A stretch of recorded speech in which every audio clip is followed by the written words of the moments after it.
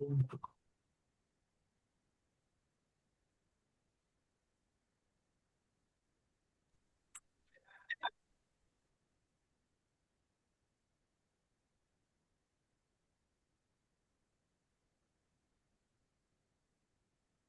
afternoon, gentlemen, ladies.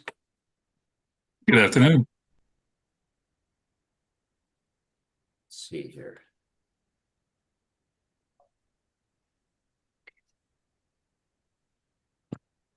I see people are kind of tying in right now. Very good. We have 8 participants: Sam Sims, Ron Shea, John Carmen, Sarah Lemaster. We see Kara there. I see the last name, it looks like CTN, Maureen Magnan, and we have someone on the iPhone there. Okay. This meeting is being filmed live on Zoom, CTN, and YouTube Live. Okay. And my colleague Jamie Cosgrove is here.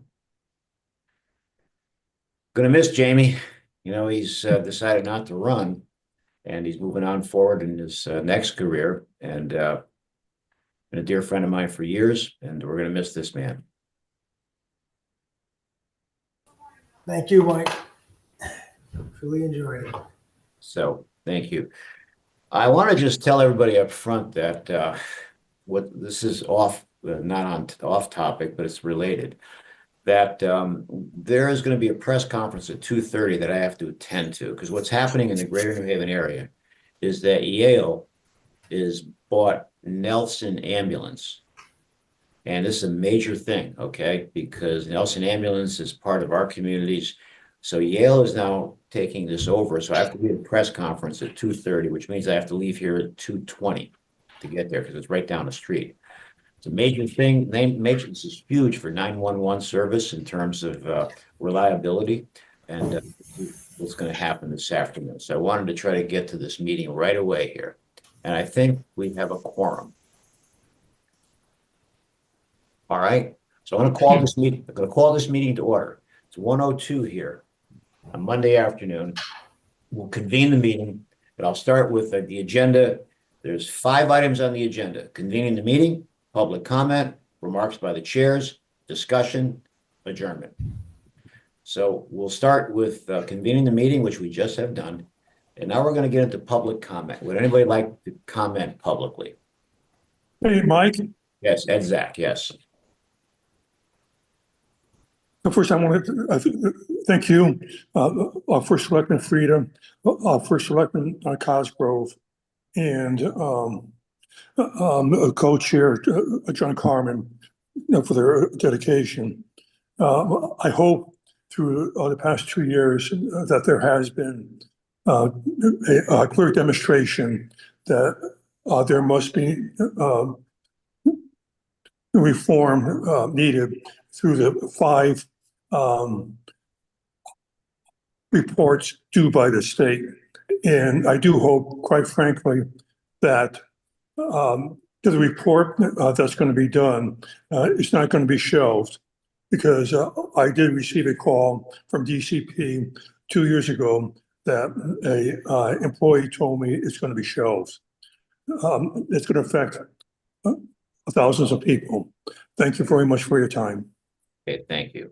I know we have Sarah here from DCP. So I'm sure she'll comment during this meeting. But I'd like to ask my esteemed co-chair, John Carmen, see if he would like to start it off with any comments. John, you may have.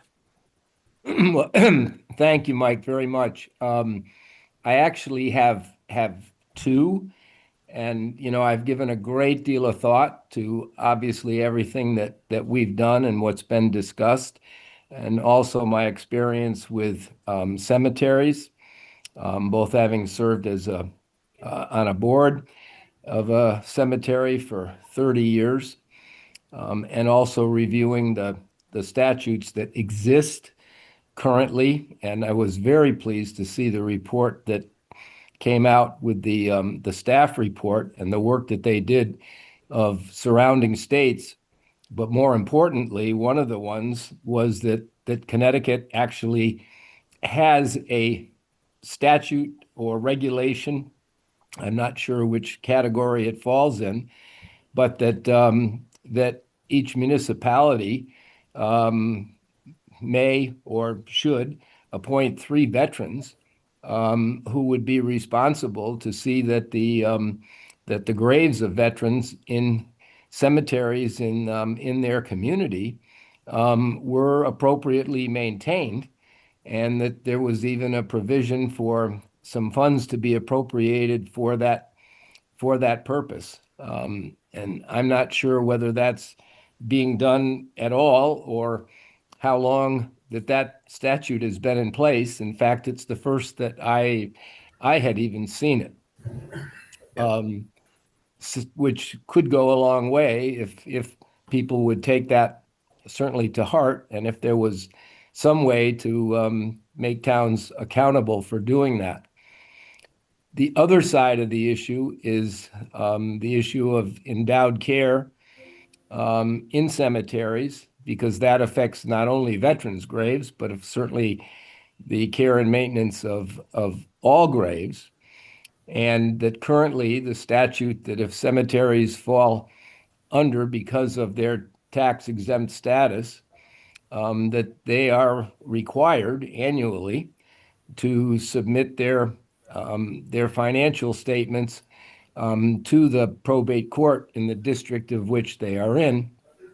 And that used to be done, I know, by everyone. And now after doing some checking with 8 or 10 cemeteries, I found that, there were maybe 2 of the 8 that were still doing that faithfully every year.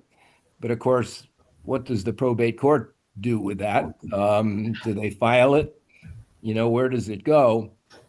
And I think today, my suggestion would be that statute be looked at, and that maybe that report, which should be delivered every year, that maybe that should be redirected to the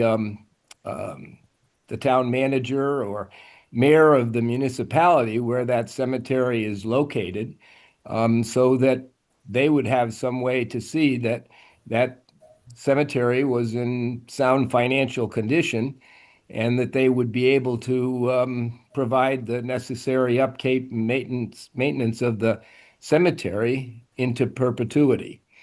And if not, obviously, and if the cemetery would no longer able to operate because they weren't financially sound, it's going to fall to the responsibility of that municipality down the road. So it would seem that would be the place where these reports should go, and of course that without worrying about it on a statewide basis, if every municipality was looking to their number of cemeteries, some towns, there may be only 2 or 3. Some towns that are larger may have many, many more, but they would certainly be in a position to see if those cemeteries are going to be able to still function and take care of themselves, because in the future it would end up falling to the towns or cities. That's a great overview, John. I'll offer some remarks here, and then we're going to open it up for discussion. I'm sure Ron Shea would like to speak. I know Jamie's had a lot of experience with this. So I actually see this the exact same way. Now, here in North Haven, as an example, we do this with the 3 cemeteries that we oversee or we own.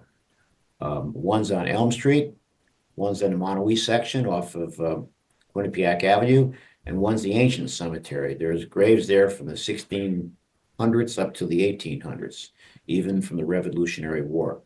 That's a little bit more precarious because the stones are so ancient that we don't have the right, we're not equipped as a public works department to handle those stones.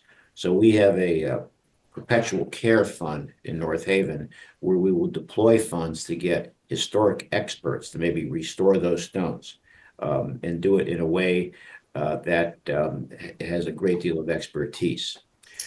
Now, where I'm sort of hung up is if we're doing that in some of our municipalities, we have other cemeteries that we don't oversee and control.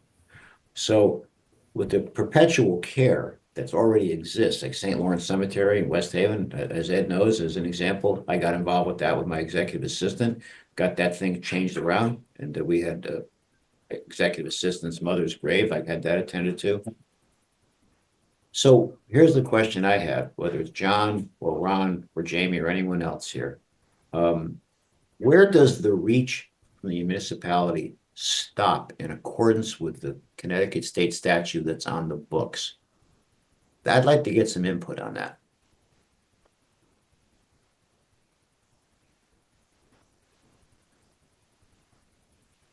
Just as a comment, Mike, that it's if something happens and a cemetery is no longer able to function, whether their board disbanded or they don't have any leadership anymore, we know what's going to happen. It's going to fall to the town. And that's happened in many places. And towns have ended up taking over some of those cemeteries that had old ecclesiastical societies or even just some nonprofit boards and everything else.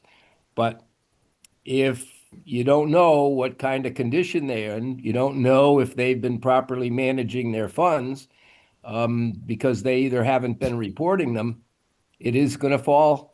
It is going to fall to you. So before I go around the room here, around the Zoom meeting here, specific question, take All Saints Cemetery in North Haven. They do a great job in the perpetual care. We never have a problem there with the veterans. We actually work with them. Around Memorial Day, we'll buy flags from North Haven. We'll pay for the flags and put them through the post 76 veterans. We'll put the flags on the graves there. So in the case, and maybe Ron, you can give us some insight on this. In the case of another Catholic cemetery who's fully functional, where it could be anywhere in the state, if there's these graves that exist, where does the town intersect with the Catholic cemetery? I don't see any direct connection that we can oversee. Ron, I'd like to ask you your opinion on that. Okay, well, again, I'm here as a representative of the Connecticut Cemetery Association, which is broad-based. So I can't speak specifically to Catholic Cemeteries Association, which manages and operates All Saints and St. Lawrence and dozens of other cemeteries around Connecticut, at least in the counties of Hartford, Litchfield, and New Haven. That being said, yes, there's an open question as to what happens with some other ecclesiastical organization if they go defunct or if a private organization goes defunct. This happened in Hamden about 10 years ago, where it was discovered that no one had good burial records, and the town of Hamden ended up taking over that particular cemetery.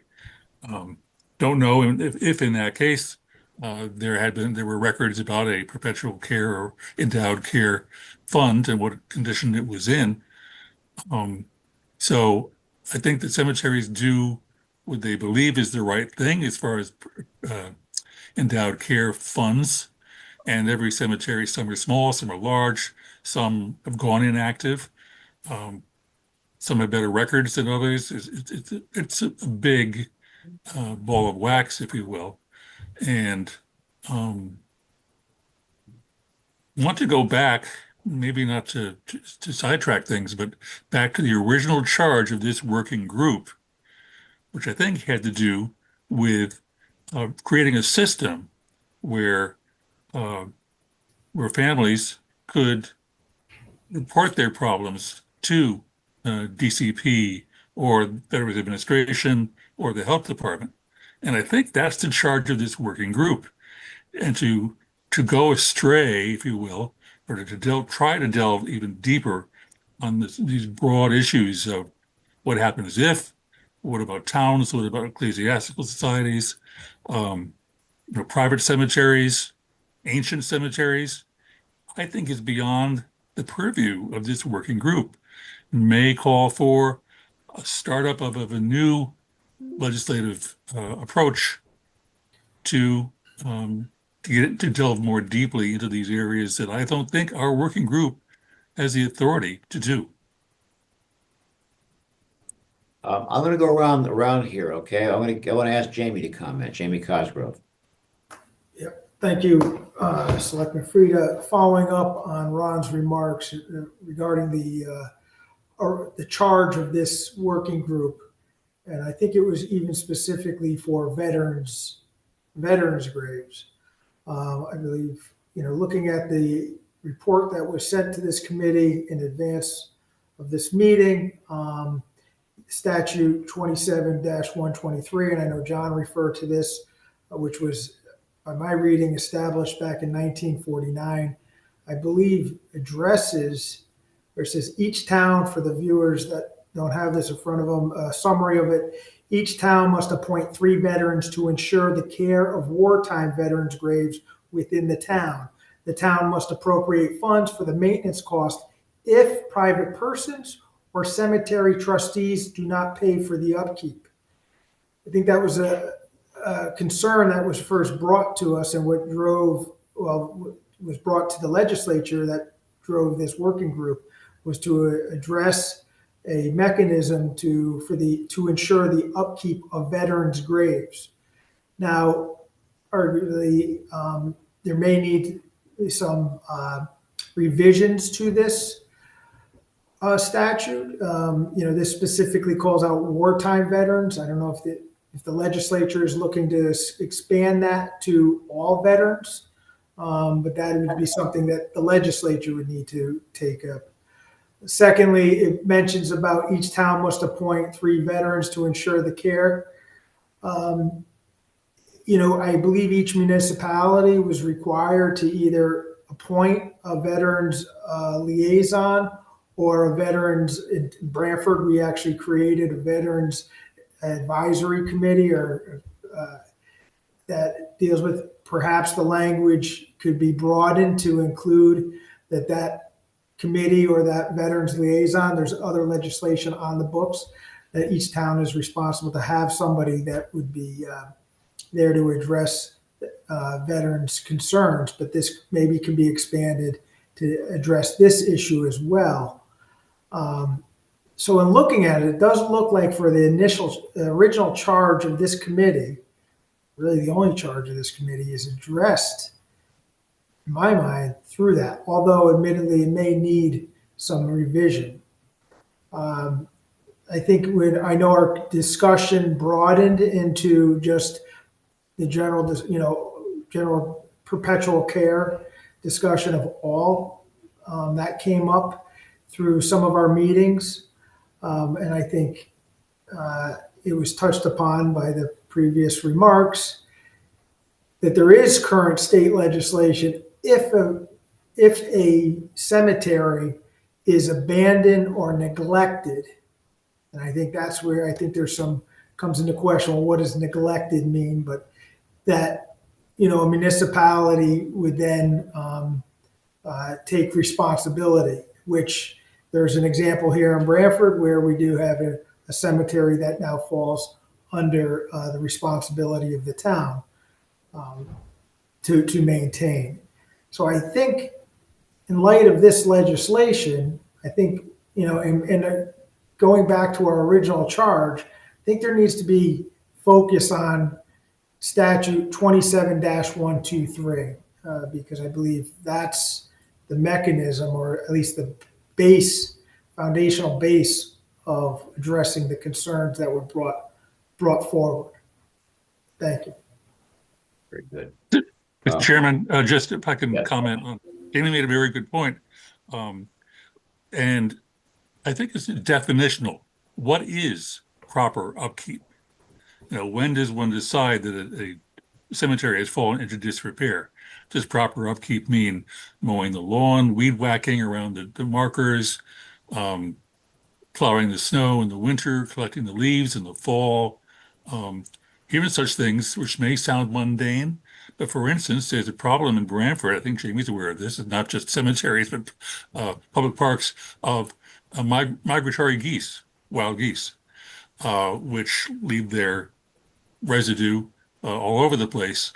And one cemetery I know of is spending $10,000 a year to have a service brought in to minimize the impact of Canadian geese. They're protected species, so you can't shoot them. Not advocating that we would anyways, but that's an example. There's an expense. Should that come out of a endowed care fund? No, it could be considered proper upkeep because families complain. They can't even tiptoe around the graves and the markers. So there's all these definitional questions that I think have to be answered in connection with looking at that particular statute that has been referred to already this afternoon. Thank you. So I'd like to ask DCP to weigh in to see what their opinion is. Sarah, I'm going to start with you. Thank you so much. I'm Sarah Lemaster with DCP. I'm new to this working group. I'm going to defer to Maureen Maganin, our Deputy Commissioner. Okay, Maureen, great to have you here, by the way. Thank you, Maureen. So I'll turn it over to you.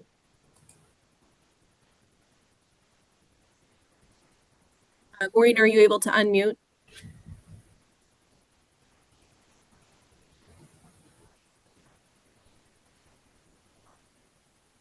All right. She may chime in a little bit. She may be a little bit busy at the moment. Sarah, do you want me to engage CJ here? Sure, CJ, if you're able to unmute. Hi, so I was just sitting in here. What I did not hear the question though. Yeah, I didn't quite All hear. right, hi, Maureen's here, sorry. Hi, Maureen. Hi. I'm sorry, I'm in the middle of a family medical crisis, so Sure. I'm on my phone and everything. I think I know I've said this before, but I think if you're looking for a state agency to receive the complaints and enforce the complaints, it's going to cost some money, probably several $100,000.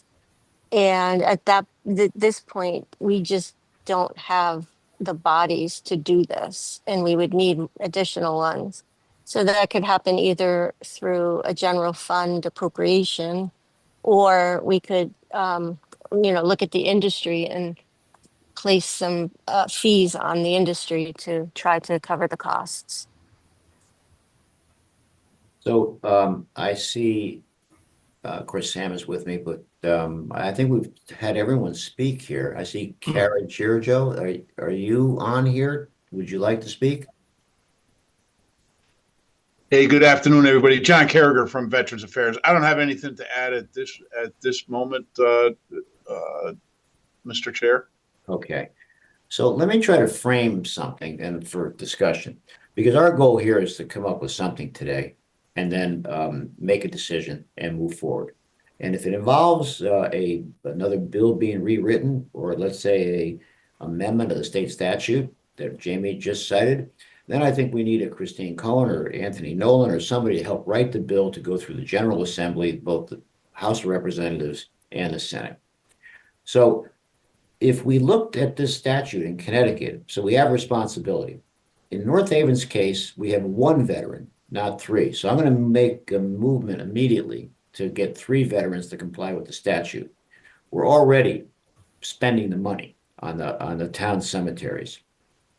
Is it plausible for us to fortify the statute? Because as many of us know, statutes tend to be ambiguous and vague, sometimes intentionally so. It's subject to interpretation.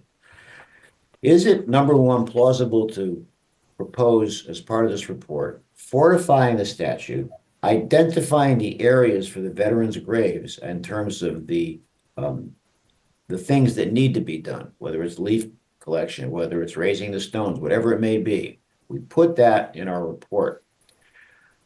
But then work a parallel path in the report and recommend to help DCP with maybe hiring even a part-time person to handle the complaints for those cemeteries that either are currently in existence that aren't complying, or to identify for people like us who is not really wanting the cemetery if they're abandoned.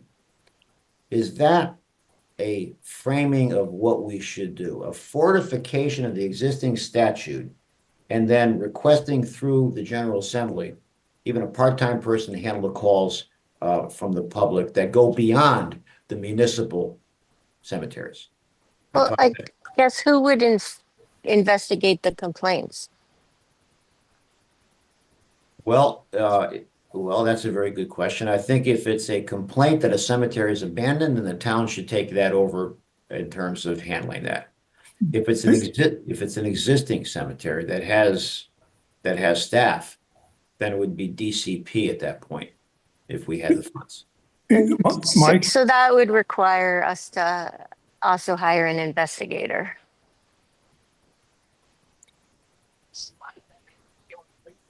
At least one.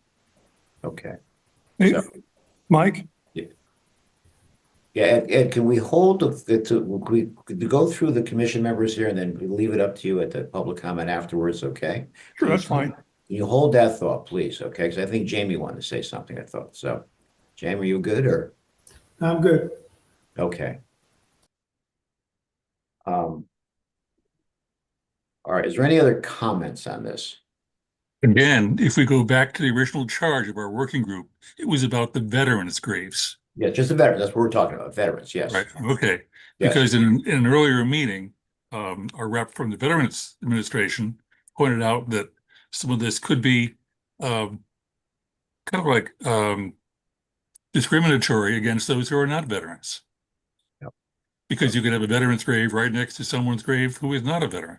Right. So do we treat them differently when we're mowing the grass or weed whacking around the tombstones or what have you? So there's, again, this definitional Yes.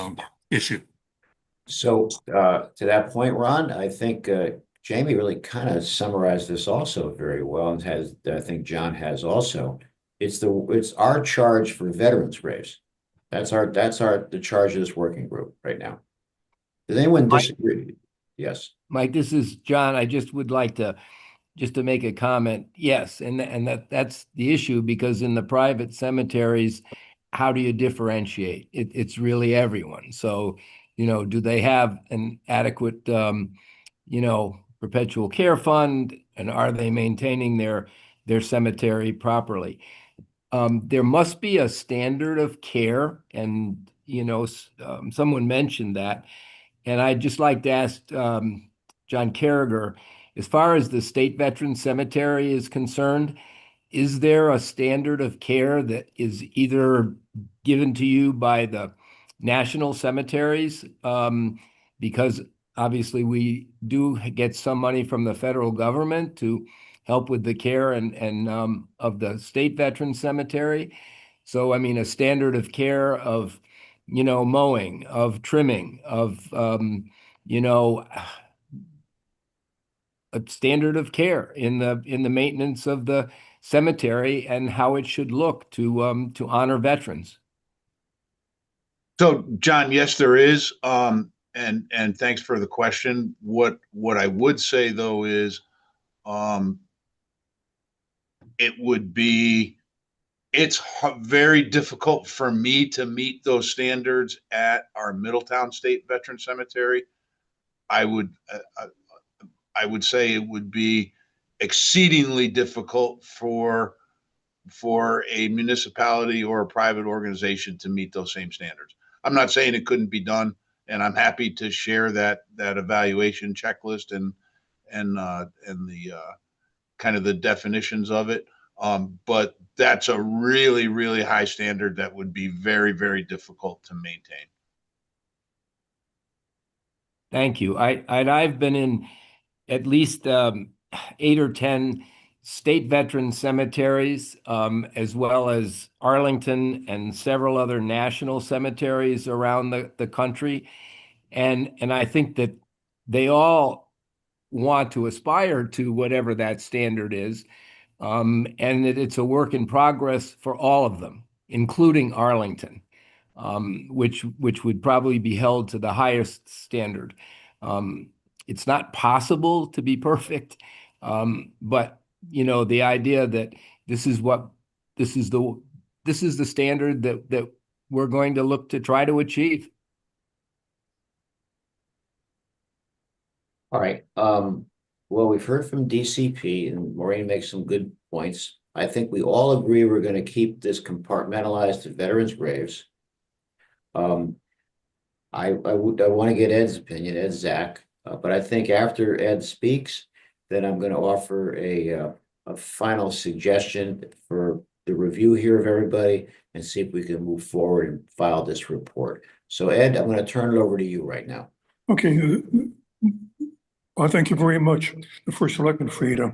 I think one common concept is that the veterans pay for their own perpetual care. It's not paid by the federal government except for the markers. So the funding of this is critical when veterans pay for their own perpetual care and for their families. Two is that I completely agree with John Carmen about the probate court functions. They aren't doing their job. Third is there's a letter from DCP which states that perpetual care is governed by the state statutes. And fourth is that I've encountered a cemetery where thousands of perpetual care contracts were destroyed. Okay. That's quite serious. And I think John Carmen knows the purpose of perpetual care contracts.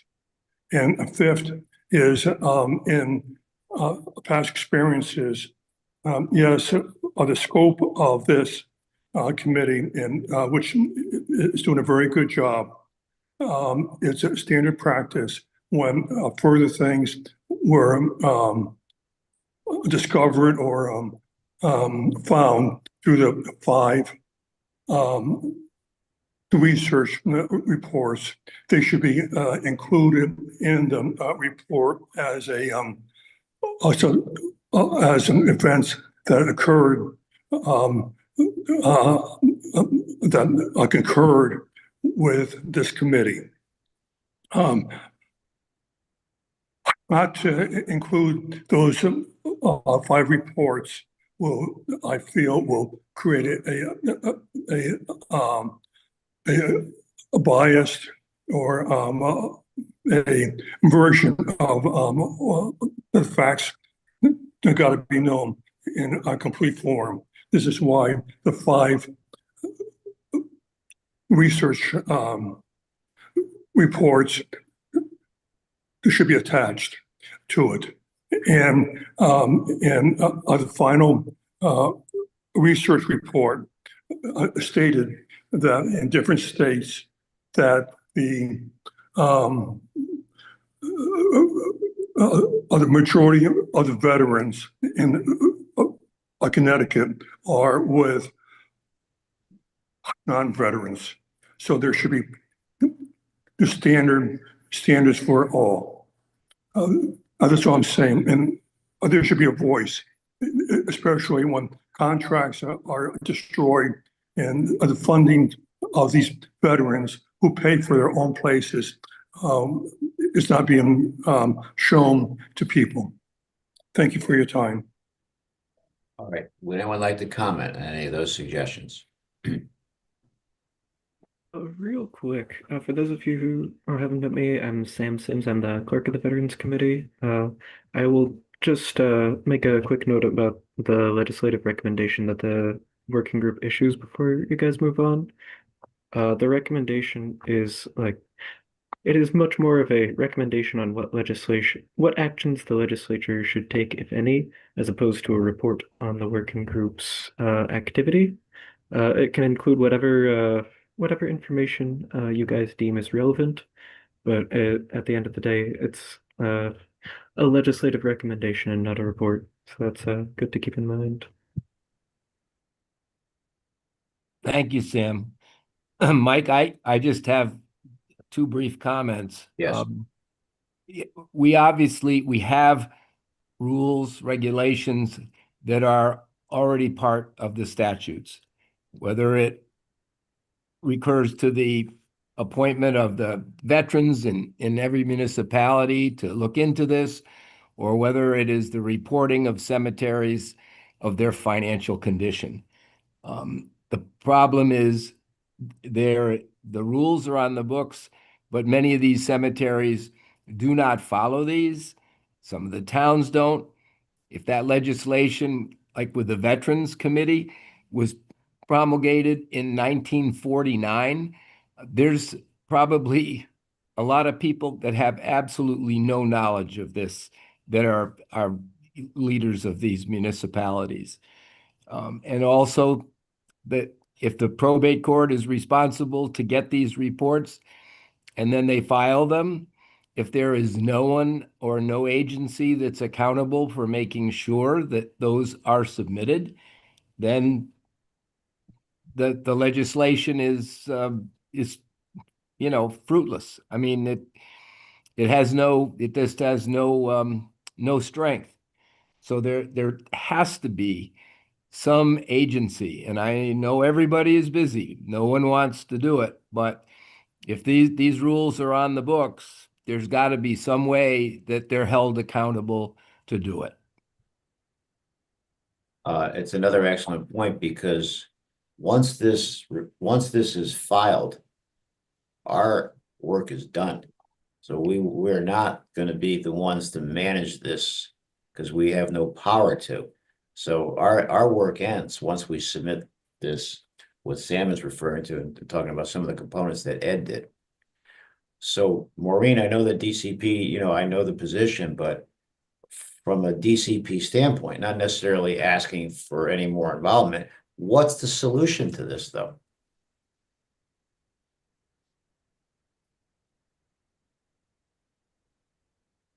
All right, well, I think Maureen, she's preoccupied with what she said earlier. So Sam, let me turn it back to you.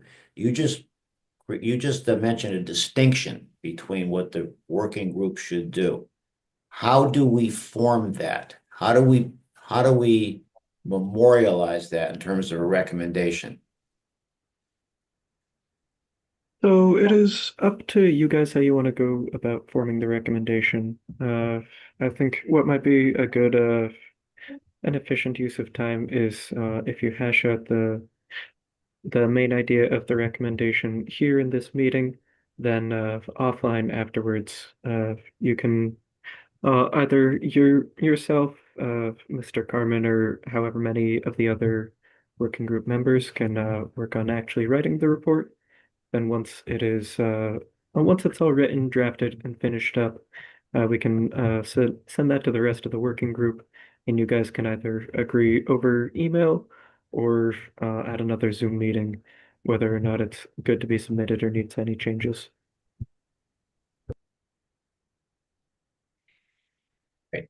John, what do you think about that?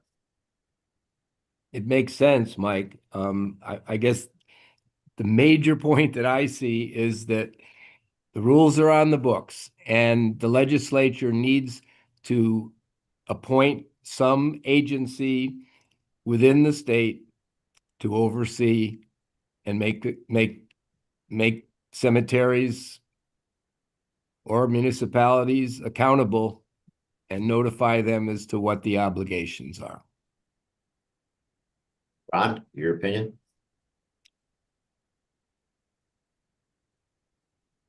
I'm sorry, was that directed to me? I had a distraction I here. just want to see if John's point, if you had an opinion on that. So, Well, I think, we're in agreement that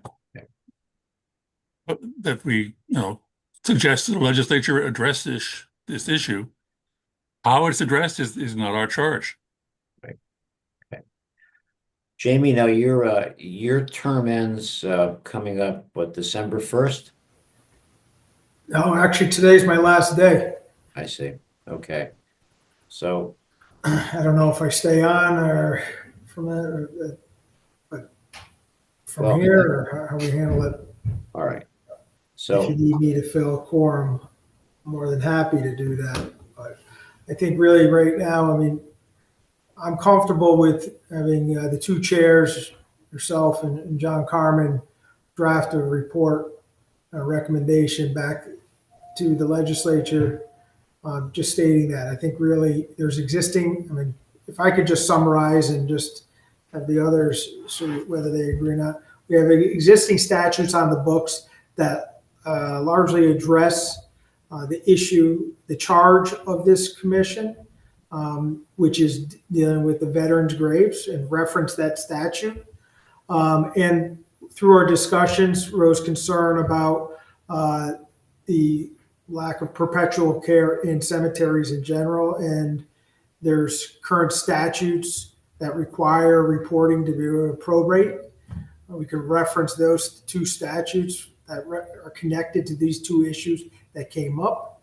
And however, recognize that these have largely, have not been adhered to or followed or even known by a number of municipalities, that there should be a state agency that is has purview over this to ensure that whether it's filings at probate, which I believe doesn't the state's attorney's office, when there's trust, I believe, but maybe I'm wrong. But I think there needs to be, whether it's OPM, DPH, DCP, a state agency that is there to, whether it's sending out, as the chief elected officials, Mike, and I know OPM always sends us every year certain reporting requirements that we need to do. I mean, I don't see this. It could be something simple along those lines, that there's just making us aware of what the responsibilities are per statute. But I don't think we need to create new statutes and a new process. I think the foundation of the specific charge and what came up in this discussion, there is already a foundational basis through the statutes. It's just expanding that to ensure that they're adhered to. so Sam, then what about the concept of the two co-chairs putting together, say, I've made some notes, even what Ed mentioned, okay? Is we get together and then we come up with a draft, then we have another meeting to see if everyone's on board with the draft, That would work, yeah. okay? Ed, if you'd like to, send John and I, or the whole, because you've been involved with this right from the beginning. You're the reason why we actually created this commission. So Sorry about that. So if you want to send us, you can send it to all of us, okay? In terms of some of the things you just summarized here, then myself, Sam, and John will take that and kind of distill it into a final report, recommendation, whatever you want to call it. And then, of course, Ron, you've got a lot of experience. Anyone else here, if you'd like to also add into that, after you send the list of 5 items that you talked about, the different things, actually 6 items, I think it was. Then we'll have another meeting, get everybody on board, and the timing is right. Here's the good news. The timing is right because the general session is going to start sometime in December. Mike, I'll be happy to. Could you just give me 2 or 3 days? Of course, yes.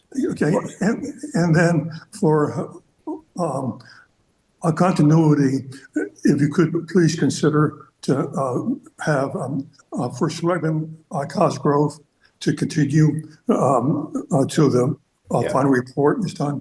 I think I can do that, or we can do that, okay? It all Yeah. depends upon Jamie with his schedule, but you'd be willing to do that though, Jamie? Yes. Okay, so I think we can make that decision here, that we can keep Jamie on board until we conclude here and sunset this working group. Yeah, thank you very much. John, are you okay with that? It seems like a plausible next step. Absolutely, because Jamie articulated what I had probably meant to say much better than I did, but that's the rules are there. There's just got to be accountability, and the state has to appoint some some agency to oversee it. Good. Okay. So if I can summarize this, okay, we're all in agreement. Ed's going to send us his recommendations. We're all going to look at it, the whole group here. Jamie, we just need to know what email is best for you moving forward, okay? Okay, I'll forward that to you. Right. Sam, myself, and John will take the version that everyone has already gave input on. And then the three of us will work on crafting that recommendation, as Sam had said, to include all these points. And then I think we're going to have to get Christine Cohen on board, Anthony Nolan to help. If this is going to be a modification of the statute, we need them to help us write this because they've been part of this right from the beginning also. Is that a fair assessment? Yes. Okay, this way here, everybody's involved with this, with offering the insight. And then the three of us, Sam, myself, and John, after all the insight, will craft this report. Sam, you're good? Yep. Okay. Would anyone else like to comment? Does everyone agree we have a good game plan right now? Yes. Yes. Okay, all right. Okay, so going back to the agenda here, any other discussion? All right, hearing none, we have a game plan and we'll make a motion for adjournment. I'll make the motion. Is there a Second. second? Okay. Any other discussion? Okay, all those in favor? Aye. Aye. Okay, thank you, Jamie. Thanks for willing to Thank you. stay on with us. Ed, thanks for your insight. And everybody here, thank you very much. And we'll go to the next step. I appreciate your efforts. Thank you very much. Okay, thank you.